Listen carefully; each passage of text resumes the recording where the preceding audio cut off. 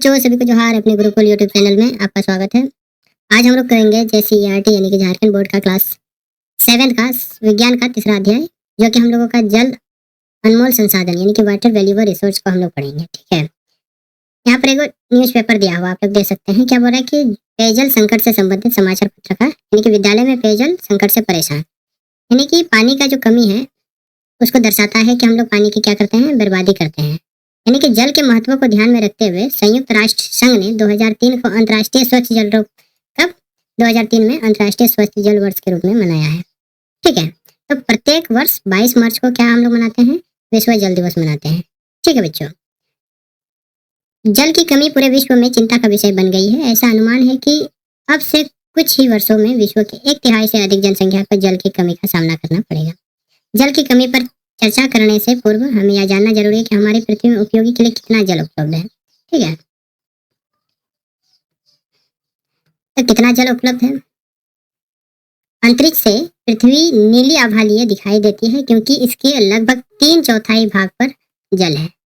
यहाँ पर ये क्या है, ये सब जल है। जितना भी नीले रंग का दिखता है ये जल है। जल की उपलब्धता में 97% जल समुद्र में खरे जल के रूप में मौजूद है, यानी कि पीने योग्य नहीं है। जो खरे जल है, नमकीन है, वो 97 है, समुद्र में खरे जल के रूप में मौजूद है। और 2% जल हिम शिखर व ध्रुव बर्फ के रूप में, यानी कि हम लोगों को मात्रा कितना पीने योग्य पानी है, तो 1% है, धरती की सतह और भूम जल के रूप में विद्यमान है। ठीक है,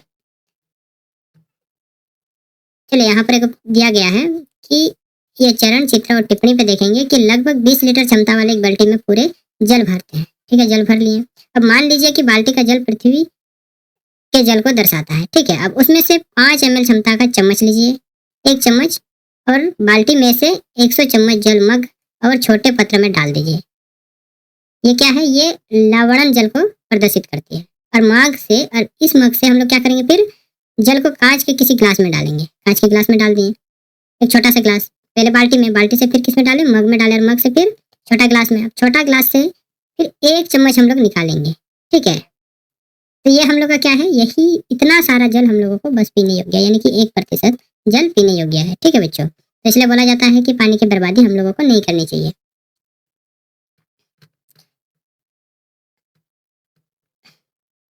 हम में से अधिकांश लोग जल को एक सीमित संसाधन मानते हैं। क्रियाकलाप से क्या आपको मानव उपयोग के लिए उपलब्ध जल की वास्तविकता स्थिति का आभास हुआ? वहां पर हम लोग क्या देखे, पहले बाल्टी में, बाल्टी से फिर मग में, मग से फिर छोटा मग में, फिर ग्लास में, ग्लास से फिर चम्मच में, यानी कि इतना हम लोग को इसके बराबर पीने योग्य पानी हम लोगों को देखने को मिला। ठीक है, जल की अवस्थाएं। प्रकृति में जल ठोस, द्रव तथा गैसीय अवस्था में पाया जाता है। कितने अवस्था में पाया जाता है? ठोस, द्रव तथा गैसीय अवस्था में, यानी कि 3 स्टेट में पाया जाता है। जल का ठोस रूप में क्या कहलाता है, बर्फ तथा ओला कहलाता है। या द्रव रूप में पृथ्वी पर समुद्र, झील, नदी, तालाबों आदि में पाया जाता है। जल की सामान्य अवस्था होती है। जल गैसीय अवस्था में भाप, जलवत्व के रूप में पाया जाता है। और जल की 3 अवस्थाओं का रूपांतरण प्राकृतिक में जल चक्र के दौरान होता है। ठीक है, अब जल चक्र कैसे काम करता है, यहाँ पर हम लोग देख लेते हैं कि पृथ्वी से वायुमंडल तथा वायुमंडल से पृथ्वी पर जल के अवगमन की क्रिया एक चक्रीय क्रम है, और इसी को हम लोग क्या कहते हैं, जल चक्र, यानी कि वाटर सर्किल कहा जाता है। यहाँ पर हम लोगों को क्या दिख रहा है, ये एक नदी है। ठीक है, ये बादल से यहाँ पर ये पानी पड़ा, ये वर्षा हो रही है। ठीक है, और वर्षा से ये कहाँ चल जाता है, जमीन के अंदर ये चल जाता है। ठीक है, यानी कि ये जमीन के अंदर चल गया। अब यहाँ से फिर कुछ कुछ पानी बह के कहाँ चल जाता है, ये नदी में चल जाता है। जो यहाँ पर आ जाता है वो पानी कहाँ चल जाता है, अंदर चल जाता है। ठीक है, भूम जल फिर क्या कहता है, जब धूप बहुत अधिक बढ़ जाता है तो क्या कहता है कि भाप बन के ये ऊपर उड़ जाता है। ठीक है, यानी कि वाष्पोत्सर्जन कर लेता है। ठीक है बच्चों, चलिए आगे देखते हैं कि जल के विभिन्न स्रोतों, सागर, नदी, झील आदि से जल का वाष्पीकरण होता है। यानी कि क्या होता है, ये भाप बन के ऊपर उड़ता है, वाष्पीकरण होता है। पौधा भी वाष्पोत्सर्जन क्रिया के दौरान जल वाष्प मुक्त करता है। तो क्या देखते हैं हम लोग, पौधा भी क्या करता है, पानी छोड़ देता है। ये सभी वाष्प वायुमंडल में जाकर बादल का निर्माण करते हैं। और ये नदी से उठ के जो भाप बन जाता है, ये उठ के क्या करता है, बादल बनाता है। और वही बादल फिर से क्या करता है, वर्षा के रूप में नीचे गिरता है। यानी कि बादल संघनित होकर पृथ्वी पर बर्फ, वर्षा तथा ओला के रूप में वापस चला जाता है। कितने रूपों में आ जाता है कि पानी पड़ते समय क्या देखते हैं, कभी कभी बर्फ जम जाता है, बर्फ, फिर क्या देखते हैं, वर्षा हो जाता है, और फिर कभी कभी ओला गिरने भी लगता है। वर्षा जल का अधिकांश भाग नदी नालों में हम लोगों को देखने को मिलता है, सागर तक पहुंच जाता है। वर्षा जल का कुछ भाग मिट्टी से रिसकर भूगत जल के रूप में नीचे संचित हो जाता है, और कुछ कहना है कि मिट्टी में क्या हो जाता है, अवशोषित कर लेता है और वो नीचे चल जाता है, यानी कि भूमिगत जल के रूप में नीचे संचित हो जाता है। यह जल पुनः चपाकल नलकूप द्वारा हम लोग क्या कर लेते हैं, निकाल लेते हैं, बोरिंग कर लेते हैं, और पानी को जो भूजल है उसको हम लोग क्या कर लेते हैं, निकाल लेते हैं। पौधा भी मिट्टी से जल का अवशोषण करता है, और क्या करता है कि पेड़ भी नीचे जो भूजल है उसको क्या करता है, अवशोषित करता है, और इसी प्रकार प्रकृति का जल चक्र चलता रहता है। ठीक है बच्चों। जल का स्रोत, सोर्स ऑफ वाटर। प्रकृति में जल के मुख्य स्रोत सागर, नदी, झील, तालाब आदि है। लेकिन भूमि के नीचे भी जल का बड़ा भंडारण विद्यमान है। ध्रुवीय प्रदेशों तथा पर्वतों के शीर्ष पर बर्फ के रूप में यह पाया जाता है। यानी कि प्राकृतिक में जल के मुख्य स्रोत एक हम लोग देखते हैं वर्षा का जल, यानी कि रेन वाटर। पृथ्वी पर जल का मुख्य स्रोत कहाँ से होता है, कि वर्षा जल है। जो हमारे देश के अधिकांश भागों को कृषि वर्षा जल पर निर्भर होना पड़ता है, कि पानी नहीं पड़ा तो खेती नहीं होता। अधिकांश किसान किस पे निर्भर होते हैं, वर्षा जल पर निर्भर होते हैं। वायुमंडलीय प्रदूषण के कारण औद्योगिक क्षेत्रों में वर्षा जल में धूलकण, सल्फर तथा नाइट्रोजन के ऑक्साइड आदि घुले रहते हैं।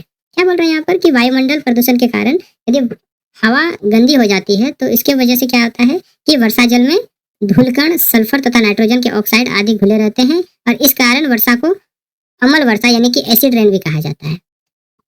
आगरा स्थित ताजमहल के पीले होने का मुख्य कारण यही है कि एसिड जल, यानी कि हम लोग क्या कर देते हैं, वातावरण को प्रदूषित कर देते हैं, जिसके वजह से एसिड रेन होता है। ठीक है। सतही जल यानी कि सरफेस वाटर। वर्षा जल का अधिकांश भाग पृथ्वी के सतह में बहता हुआ नालों, नदियों तथा तालाबों और झीलों में आकर इकट्ठा हो जाता है। उसको क्या बोलते हैं हम लोग, सतही यानी कि सरफेस वाटर। एक हम लोग देखें रेन वाटर, और एक हम लोग क्या देख रहे हैं, सरफेस वाटर। भूगत जल जो कि जमीन के नीचे रहता है, अंडरग्राउंड वाटर। वर्षा जल का मुख्य भाग मिट्टी के छेदों से होकर नीचे रिसकर चट्टानों की दरारें से होता हुआ चट्टानों के ऊपर जमा हो जाता है, यानी कि ये मिट्टी से जाकर के नीचे ये चट्टान जो है यहाँ पर क्या हो जाता है, जमा हो जाता है। और जल के इस प्रकार को रिसने की क्रिया को क्या कहते हैं, इन्फ्लेट्रेशन कहते हैं, यानी कि अतः संयंदन कहते हैं। ठीक है। भूमि के नीचे वाले सतही जल को क्या कहते हैं, भूगत जल कहते हैं। ठीक है बच्चों।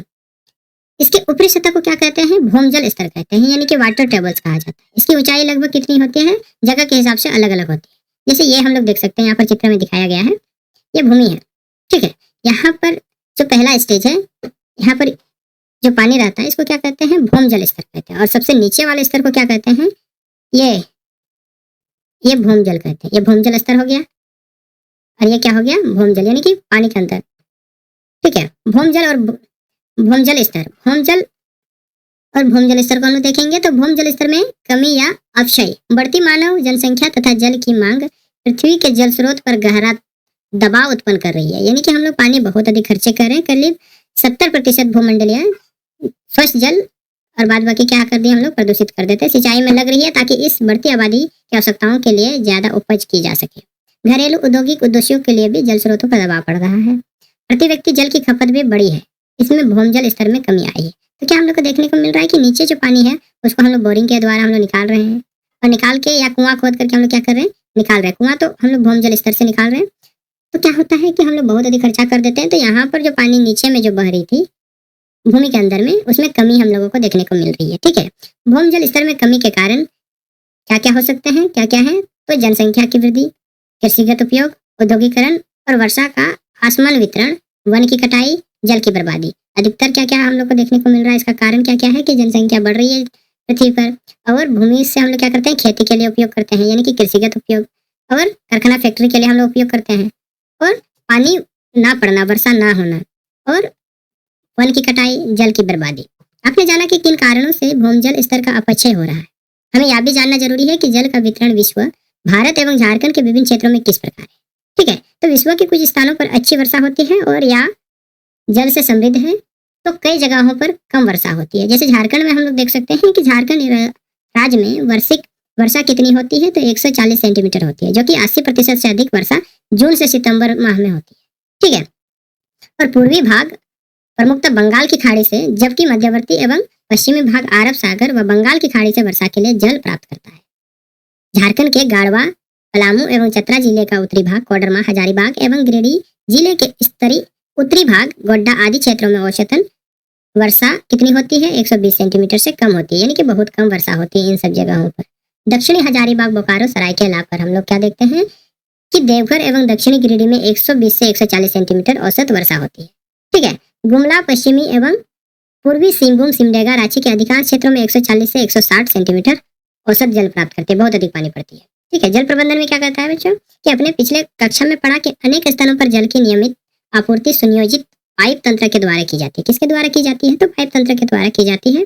अपने संभावित जल आपूर्ति पाइपों से रिसाव को देखा होगा, जिसमें बड़ी मात्रा में जल पाइपों से रिस कर बह जाता है, और यह हर नागरिक का कर्तव्य है कि बहुमूल्य जल को किसी भी प्रकार से व्यर्थ होने ना दें। हम लोग क्या देख रहे हैं कि कहीं नल भी क्या हुआ है, खुला छोड़ दिया गया है, पानी की बर्बादी हो रही है। सब जानबूझ करके अनजाने में दांतों में मंजन करने, दाढ़ी बनाने, नहाने और कई अन्य क्रियाकलापों के दौरान जल की बर्बादी करते हैं। हम लोग क्या करते हैं?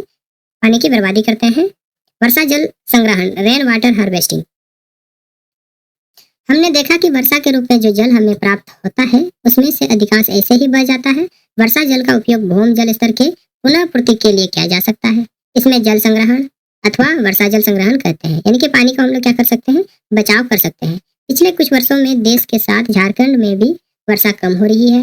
साथ ही शहरीकरण के कारण पेड़ों की कटाई, सड़क निर्माण, भवन निर्माण लगातार हो रही है। इस कारण जल की पुनः पूर्ति से बाधा उत्पन्न हुई है। कई स्थानों पर लोगों को जल के लिए घंटों तक कतार में रहना पड़ता है। टैंकरों से पानी पहुंचाया जाता है। जलपूर्ति की रसनिंग होती है।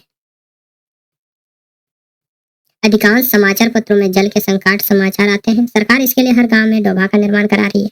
नदियों, तालाबों से गद की सफाई या खुदाई करवा रही है। इसी तरह देश के अनेक स्थानों पर जल भंडारण और जल की पूर्ति करने के लिए बाड़वे बनाने की प्रथाओं का सदियों से चलन रहा है। जो बूंद सिंचाई व्यवस्था यानी कि ड्रॉप इरिगेशन, किसान भी अपने खेतों में जल का उपयोग मितव्ययता के कर सकते हैं। संभवत अपने बूंद ड्रम सिंचाई व्यवस्था के बारे में सुना होगा। ड्रिप सिंचाई क्या कहता है कि ये पाइप दिया गया है, इधर यदि पानी की आवश्यकता नहीं है तो यहाँ पर हम लोग पानी नहीं देंगे, बल्कि यहीं पर हम लोगों का क्या कर देता है, एक छोटा सा छेद कर देता है इस पाइप पे, और यहीं पर गिरते रहता है, टिप टिप टिप टिप करके छोटा छोटा बूंदा बूंदा पानी गिरता है, जिसकी वजह से पानी की बर्बादी अधिक नहीं होती, यानी कि कम पानी में भी अच्छी खेती हो जाती है। ठीक है।